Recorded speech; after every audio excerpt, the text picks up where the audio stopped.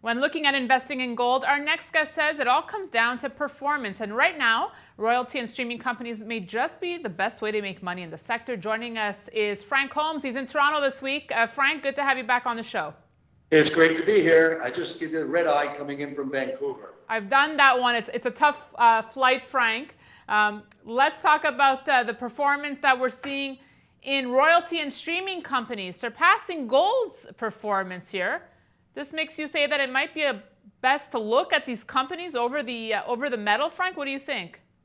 Well, I think that it's important when you look at gold stocks and royalty companies. The royalty companies have a much less volatility of cash flow, and the lower the volatility of cash flow, the greater the institutional investors come into that space. So I think that that's what's important to look at. So rather than having just big cap companies like the Freeports or the Newmonts, it's a safer bet to own the franco-nevadas, the silver wheatons, and the royal golds. Well, we also have the GDX trading below its 50-day moving average, which some technical analysts say signal that it may be time to jump in. Are you agreeing with that?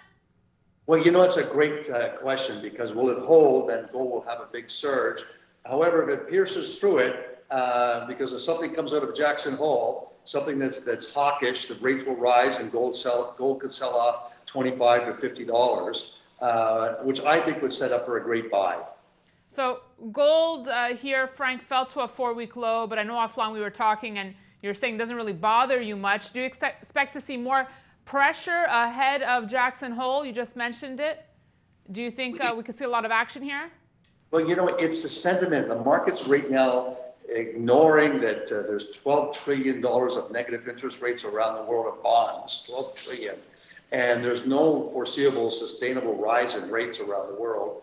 And everyone's relying on the monitors. So if we take a look at that thought process, just the hawkish sentiment means rates would go up, but not real rates, just the sentiment of it, and that makes gold go down. Vice versa, if they're dovish statements, then gold starts to rally. I would rather stick with the fundamentals long term. Negative real rates are global phenomena, and gold is a great asset class. All right, Frank, let's get to your touchdown pass now. I'm assuming Jackson Hole. Jackson Hole it is. There's not really significant economic data. There's some PMI coming out tomorrow, but there's no doubt having the largest central bank in the world, having this group think together, this religious revival, the sentiment coming out of there will have an impact on interest rates, which always have an impact short term on gold prices. Frank, as always, happy to speak with you. Thanks for joining us. Great chatting with you. And thanks for watching this edition of Kitco's Gold Report. We'll be back tomorrow.